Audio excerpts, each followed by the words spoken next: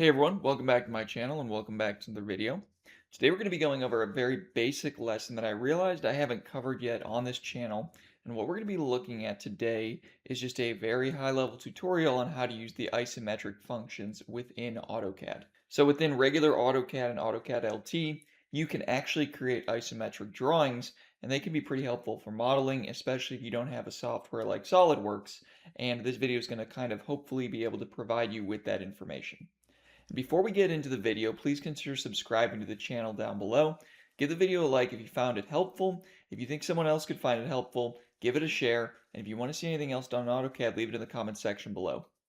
All right, so the first thing we're going to want to do is we're going to want to turn the isometric mode on, and this is called ISODRAFT. So if you are one of the people that loves to use the keyboard, you can type in ISODRAFT, and that will come up to ISOD and then auto change, or you can come down here to a specific button, and it's going to be this one right here. If you hover over it, it'll say ISODRAFT, you left click, and then this changes it to an ISO plane.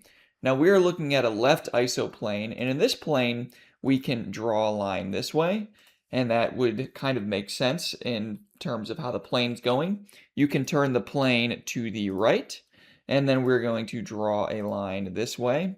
And again, you can draw lines in any which way depending on the plane. We're just drawing lines, so they'll fit anyway. And then you can also do the ISO plane top, where you can just draw a line up, and it makes a little bit more sense. Now, depending on the drawing is going to be kind of dependent on what type of plane you would like. So for certain drawings, you'd want an ISO plane top, an ISO plane left, and an ISO plane right. But you'll be able to get the same drawing out of any ISO plane as long as you have a little bit of a familiarity with drawing isometric shapes. If you don't, shameless plug here, I have a couple videos that just show basic isometric shapes drawings. Check them out in the channel. Now, the next thing we're going to go over real quick is just kind of a reminder, but you want to keep snap mode on, and you can keep snap mode on in this too. And the reason is because when you are drawing something, you want to be able to snap to the lines. This also brings me to my next point, and we are also going to want to keep our polar tracking on. So when you see down here, we have the polar tracking.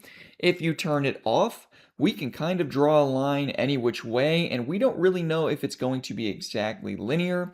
But if we turn polar tracking on, we can come here with the snap function on, and it's going to give us a linear line that lines up with the way the isometric plane is drawn. Now, the reason why this is important is because if you're trying to draw specific shapes like this, you can just follow the polar tracking, and we just created some form of rectangle slash square. This allows you to, again, draw isometric shapes and 3D shapes very easily without it takes the guesswork out of how you're going to draw the line and making sure it's perfectly square and straight. Now, with my polar tracking, I currently have it set at 30, 60, 90. I recommend using that, although you can play around, but 30, 60, 90 gets me the right polar tracking for the isometric planes that I typically do work in. All right, so the last thing we're going to go over real quick is shapes within isometric viewpoints. So for most shapes, such as squares, rectangles, even something like a pyramid, you're going to have to draw that yourself. There is no easy way to do that outside of creating it in a three-dimensional look. The one shape that you cannot draw yourself that AutoCAD actually has a function for is the circle. So if you come up here to circle, right here, and you try and make a circle, it's just going to throw it like it's in the normal AutoCAD view.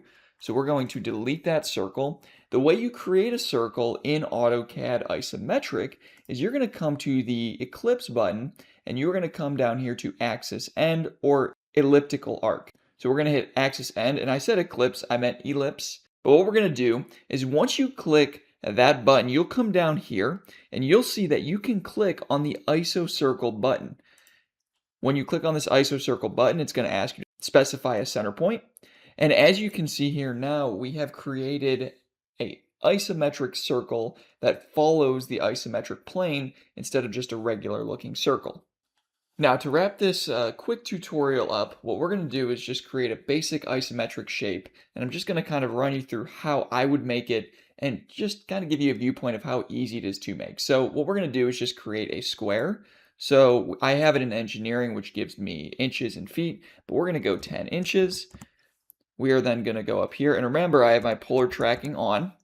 10 inches there, 10 inches there. And then to finish that square out, we're going to come up 10 inches. We're going to go over. And again, that polar tracking makes it super easy. 10 inches down.